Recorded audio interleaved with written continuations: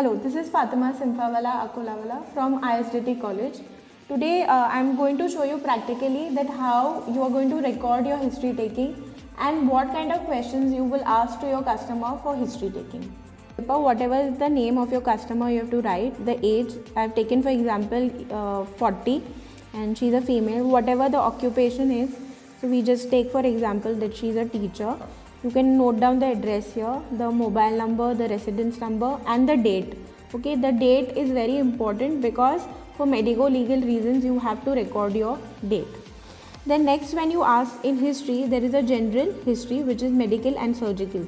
So you have to ask whether the patient has any kind of acidity problems, AIDS, anemia, arthritis, heart attack, asthma, cancer, diabetes, cardinal disease, high blood pressure, jaundice, thyroid disease, tuberculosis, and now the new one is COVID. Okay, so if he has any kind of problems or systemic problems, then you have to put a tick, and if he doesn't have, then you put a cross. Okay, so this is how it is recorded. Then the next question is whether he is allergic to any kind of medicines or food. Okay, so if he is allergic to penicillin, suppose, so you have to write your penicillin. He is allergic to that.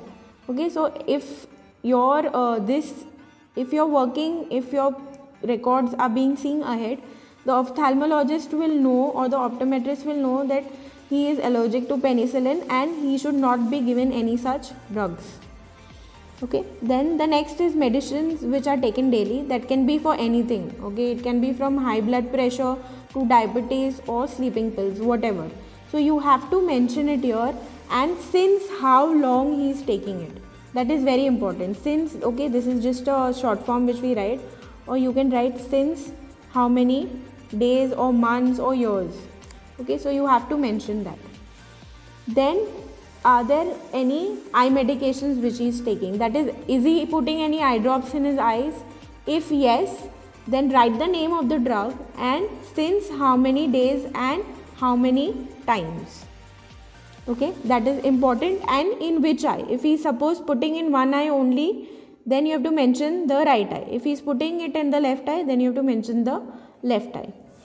If he has had any kind of eye surgeries earlier, it can be a laser operation also in both the eyes or in one eye.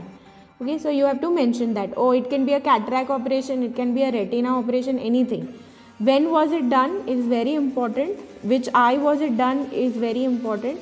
And whether if he's got any kind of records for the operation, you can see that also.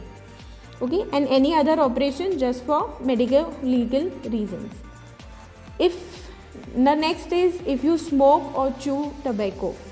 Okay, obviously yes or no you have to write here whether it is yes or no, and number of cigarettes per day. Okay, that is very important because this smoking and tobacco chewing has a very great effect on your eye, so you have to mention that. If the patient is pregnant, then how many months? Okay, if she is a female.